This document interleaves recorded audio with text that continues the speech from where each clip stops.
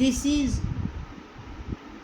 circulation chapter part 5. Single circulation, double circulation, తర్వాత blood clotting, తర్వాత BP, వీటి గురించి ఇప్పుడు మనం ఒకసారి డిస్కస్ చేద్దాం. ఇప్పుడు ప్రజెంట్ మనం సింగిల్ సర్క్యులేషన్ గురించి చూద్దాం. సింగిల్ సర్క్యులేషన్ అంటే ఈ బ్లడ్ ఫ్లోయింగ్ అనేది హార్ట్ ద్వారా వన్ టైం మాత్రమే వెళ్తే, సర్క్యులేషన్లో ఈ బ్లడ్ ఫ్లోయింగ్ అనేది త్రూ హార్ట్ ద్వారా వన్ టైం మాత్రమే వెళ్తే దానిని ఏమంటారు అంటే సింగిల్ సర్క్యులేషన్ అని చెప్పేసి అంటూ ఉంటారు. దీనికి డెఫినేషన్ చూడండి. ఈ పై డెఫినేషన్ కొంచెం పెద్దగా ఉంది, ఈ కింద డెఫినేషన్ చిన్నగా ఉంది, కాబట్టి ఈ రెండిట్లో మీకు ఏది ఈజీగా ఉంటే అది రాసుకోండి. Blood passes through the heart only once during each complete circuit of the body is called single circulation. Blood అనేది త్రూ హార్ట్ ద్వారా వన్ టైం మాత్రమే సర్క్యులేట్ అవుతే దాన్ని సింగిల్ సర్క్యులేషన్ అంటారు. ఇక్కడ blood flows through heart only once to complete one circulation is called single circulation. దీనికి examples ఏంటి అంటే ఫిషెస్లో సింగిల్ సర్క్యులేషన్ అనేది మనకు కనబడుతుంది. ఇప్పుడు ఫిష్లో ఉండే సర్క్యులేషన్ గురించి ఒకసారి చూద్దాం మనం. ఇది ఫిష్ యొక్క single circulation diagram.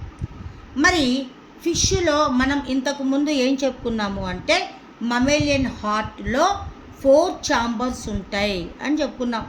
2 auricles, 2 ventricles అని చెప్పుకున్నాం. కానీ ఫిషెస్లో మాత్రము హార్ట్లో 2 ఛాంబర్స్ మాత్రమే ఉంటాయి.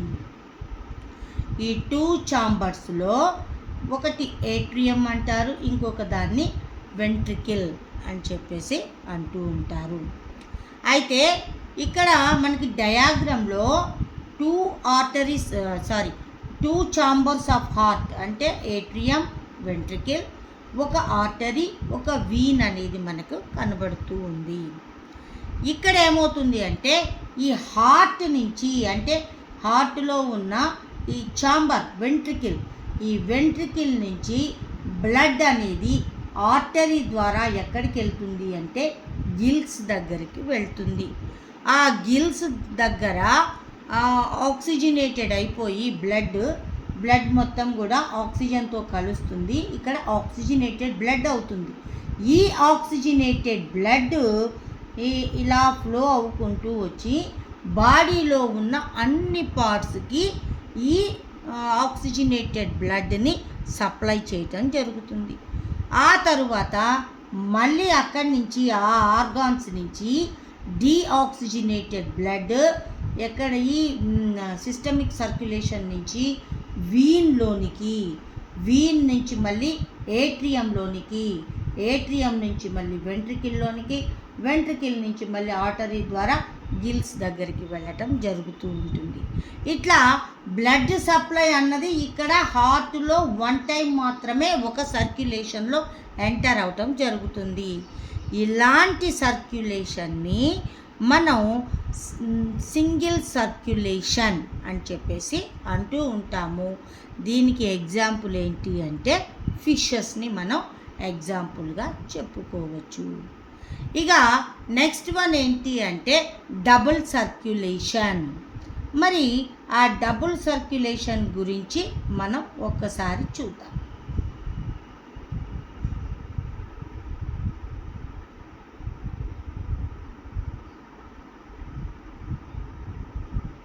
ఫిషెస్లో ఇక్కడ చూడండి, in fishes heart contains 2 chambers only, atrium, ventricle.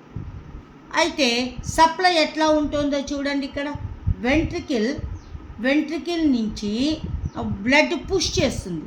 Deoxygenated బ్లడ్ని ఎక్కడికి పుష్ చేస్తుంది? గిల్స్ దగ్గరికి పుష్ చేస్తుంది.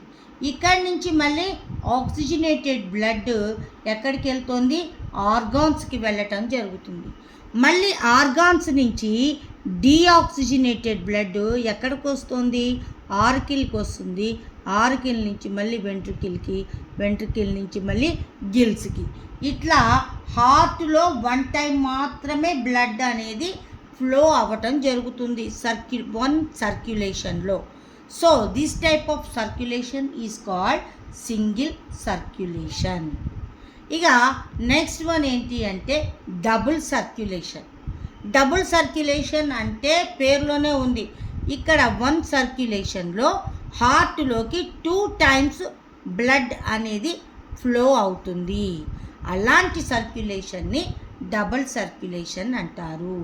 Blood flows through the heart twice అంటే 2 టైమ్స్ అని అర్థం.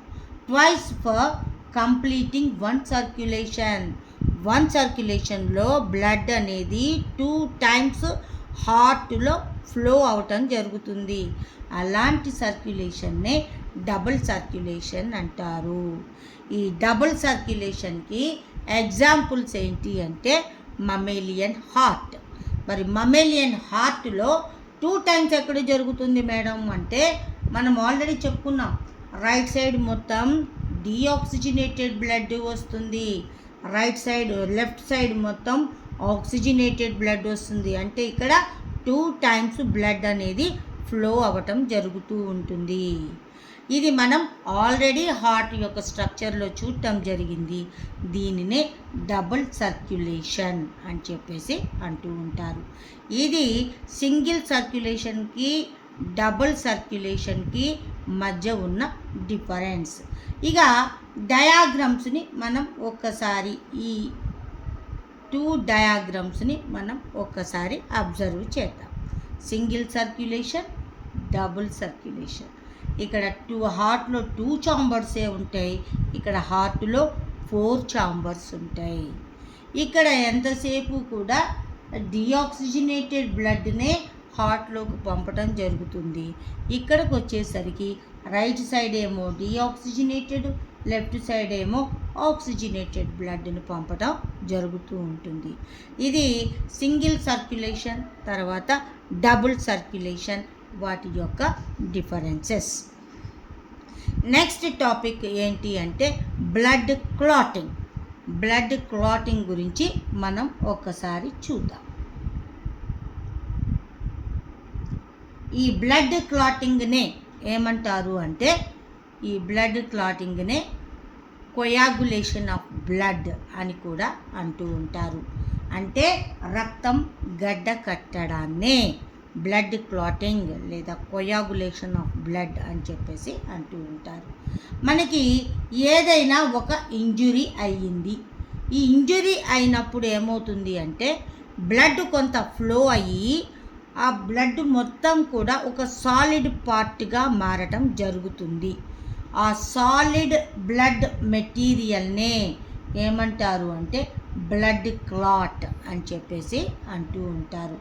ఇంజురీ అయినప్పుడు కొంతసేపు బ్లడ్ ఫ్లో అయిన తర్వాత ఆ బ్లడ్ మొత్తం కూడా సాలిడ్ బ్లడ్ మెటీరియల్గా మారుతుంది. దానినే బ్లడ్ క్లాట్ అని చెప్పేసి అనటం జరుగుతూ ఉంటుంది. ఇక ఇంజురీ అయినప్పుడు ఏమేమి జరుగుతాయి, ఇంజురీ అయినప్పుడు ఏమేమి జరుగుతాయి అన్న దాని గురించి ఇప్పుడు చూద్దాం. ఎప్పుడైతే ఇంజురీ అవుతుందో, ఇంజురీ అంటే దెబ్బ తగులుతుందో లేదా ఇంజురీ అవుతుందో అప్పుడు కొంత బ్లడ్ బయటికి రావటం జరుగుతుంది. ఆ బ్లడ్ బయటకు వచ్చే టైంలో ఈ బ్లడ్లో మొత్తం 3 టైప్స్ ఆఫ్ సెల్స్ ఉంటాయి. ఒకటి ఎరిథ్రోసైట్స్, 2 ల్యూకోసైట్స్, ఇంకోటి ప్లేట్లెట్స్. ఈ 3 రకాల సెల్స్ అనేవి మనకి బ్లడ్లో ఉండటం జరుగుతుంది. ఎరిథ్రోసైట్స్ అంటే ఎర్ర రక్త కణాలు, ల్యూకోసైట్స్ అంటే తెల్ల రక్త కణాలు, ప్లేట్లెట్స్ అంటే తెలుగులో రక్త ఫలకికలు అంటారు. ఈ ప్లేట్లెట్స్ ఏం చేస్తాయి అంటే ఎప్పుడైతే ఇంజురీ అయ్యి బ్లడ్ బయటికి ఫ్లో అవుతుందో ఈ బ్లడ్ ప్లేట్లెట్స్ అనేవి ఒక్కసారి బ్లాస్ట్ అవ్వటం జరుగుతుంది. బ్లాస్ట్ అయ్యి వీటి నుంచి ఒక రకమైన ఎంజైమ్ రిలీజ్ అవుతుంది. ఆ ఎంజైమ్ని ఏమంటారు అంటే థ్రాంబోకైనేజ్ అని చెప్పేసి అంటూ ఉంటారు. ఈ థ్రాంబోకైనేజ్ ఎంజైమ్ ఏం చేస్తుంది అంటే ఈ ప్రోథ్రాంబిన్ అన్న మెటీరియల్ని సబ్స్టాన్స్ని ఎట్లా మారుస్తుంది అంటే థ్రాంబిన్గా మారుస్తుంది. నెక్స్ట్ ఈ థ్రాంబిన్ ఏం చేస్తుంది అంటే ఫైబ్రినోజన్ అంటే ఏంటి, లోపల వైపు ఫైబర్ అంటే ఏంటి, దారాలుగా పీచుగా ఉంటుంది. ఆ పీచు పదార్థాన్ని ఏం చేస్తుంది అంటే ఒక వలలాగా తయారు చేస్తుంది. దాన్నే ఫైబ్రిన్ అని చెప్పేసి అంటూ ఉంటారు. ఈ ఫైబ్రిన్లో ఈ బ్లడ్ సెల్స్ అన్నీ కూడా ఈ పైన మొత్తం ఇది కప్పేయటం వల్ల బ్లడ్ బయటకు రాకుండా సెల్స్ అన్నీ అందులో ఉండిపోయి రక్తం బ్లడ్ క్లాట్ అవ్వటం జరుగుతూ ఉంటుంది. ఆ బ్లడ్ క్లాట్ అయిన మీద ఎల్లోయిష్ కలర్డ్ ఫ్లూయిడ్ అనేది కనబడుతుంది. దాన్ని మనం చీమ్ పట్టడం, పస్ ఫామ్ అయింది అని చెప్పేసి అంటూ ఉంటాం. దానినే ఏమంటారు అంటే సీరం లేదా లింఫ్ అని కూడా అంటారు. ఈ లింఫ్ అన్న పదం మనం ఎక్కడ వింటాము అంటే లింఫాటిక్ సిస్టంలో వింటాము. లింఫాటిక్ సిస్టమ్ గురించి ఒకసారి మీరు చదివి ఉంటే ఈ సీరం లేదా లింఫ్ అన్న పదం కూడా మనకు అర్థమవుతుంది. ఒక్కసారి మనం ఈ బ్లడ్ క్లాటింగ్లో ఈ రకరకాల రియాక్షన్స్ ఉన్నాయి, వాటి గురించి ఒకసారి చూద్దాం. బ్లడ్ ప్లేట్లెట్స్ అనేవి బ్లాస్ట్ అయిపోయి థ్రాంబోకైనేజ్ అన్న ఎంజైమ్ని రిలీజ్ చేస్తాయి. ఈ థ్రాంబోకైనేజ్ ఎంజైమ్ ఏం చేస్తుంది అంటే ఈ ప్రోథ్రాంబిన్ అన్న దాన్ని థ్రాంబిన్గా మారుస్తుంది. ఈ థ్రాంబిన్ ఏం చేస్తుంది అంటే ఫైబ్రినోజన్ని ఫైబ్రిన్గా మారుస్తుంది. ఈ ఫైబ్రిన్లో ఈ బ్లడ్ సెల్స్ అన్నీ కూడా ఆగిపోయి క్లాట్ అవ్వటం జరుగుతుంది. దానినే మనం బ్లడ్ క్లాటింగ్ లేదా కొయాగులేషన్ ఆఫ్ బ్లడ్ అని చెప్పేసి అంటూ ఉంటాము. ఇక లాస్ట్కి ఈ బ్లడ్ క్లాట్ మీద ఏం ఫామ్ అవుతుంది అంటే ఎల్లోయిష్ ఫ్లూయిడ్ సీరం అనేది పైన కప్పివేయటం జరుగుతూ ఉంటుంది. దీనినే మనం బ్లడ్ క్లాటింగ్ అని మనం చెప్పటం జరుగుతూ ఉంటుంది. ఇది ఈ కొయాగులేషన్ ఆఫ్ బ్లడ్ లేదా బ్లడ్ క్లాటింగ్ గురించి. ఈ బ్లడ్ క్లాటింగ్లో ఈ స్టెప్స్ మాత్రం మనం ప్రాక్టీస్ చేస్తే బ్లడ్ క్లాటింగ్ గురించి మనకు వచ్చేసినట్టే ఉంటుంది. ఇక నెక్స్ట్ వన్ ఏంటి అంటే బీపీ, బ్లడ్ ప్రెషర్. మరి బ్లడ్ ప్రెషర్కి ఏం చేస్తారు మనకి అంటే ఈ చేతి దగ్గర ఒక బ్యాండ్ లాగా వేసి ఒక బూరలాగా ఉంటుంది, దాన్ని నొక్కుతూ ఉంటే ఇక టైట్ అవుతూ ఉంటుంది. అయితే అక్కడ ఎదురుగా మిషన్లో మనకి ఎంత బ్లడ్ ప్రెషర్ ఉన్నదో మనకి చూపించటం జరుగుతూ ఉంటుంది. మరి అయితే ఇప్పుడు ఈ బ్లడ్ ప్రెషర్ని కనుగొనే ఈ మిషన్ కనబడుతుంది చూసారా, ఈ మిషన్ని ఏమంటారు అంటే స్పిగ్నో మానోమీటర్ అని చెప్పేసి అంటూ ఉంటారు. మరి ఈ బ్లడ్ ప్రెషర్ని దేనిని బట్టి లెక్క పెడతారు, దేన్ని బట్టి కౌంట్ చేస్తారు అంటే ఆరికిల్స్తో పని లేదు.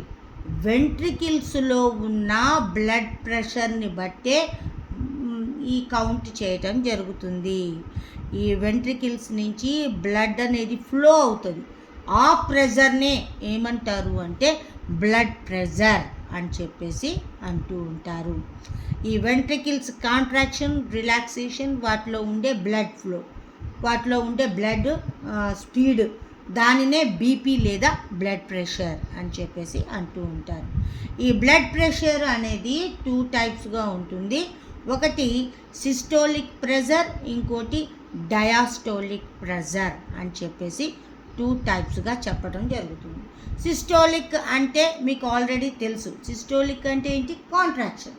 డయాస్టోల్ అంటే ఏంటి, రిలాక్సేషన్. అంటే ఏంటి, వెంట్రికిల్స్ కాంట్రాక్షన్ అయ్యేటప్పుడు ప్రెషరు, తర్వాత వెంట్రికిల్స్ రిలాక్సేషన్ అయ్యే ప్రెషరు, ఈ రెండింటిని కలిపే బ్లడ్ ప్రెషర్ అని చెప్పేసి చెప్పడం జరుగుతూ ఉంటుంది.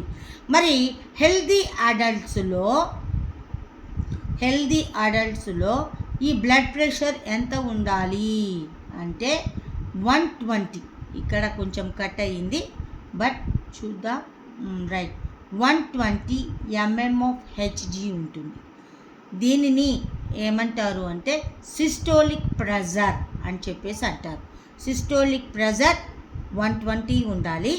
డయాస్టోలిక్ ప్రెజర్ ఎంత ఉండాలి అంటే 80 mmHg అనేది ఉండాలి. అంటే బీపీ అనేది 120/80 120/80 ఉంటే నార్మల్ బీపీ ఉన్నట్టు లెక్క.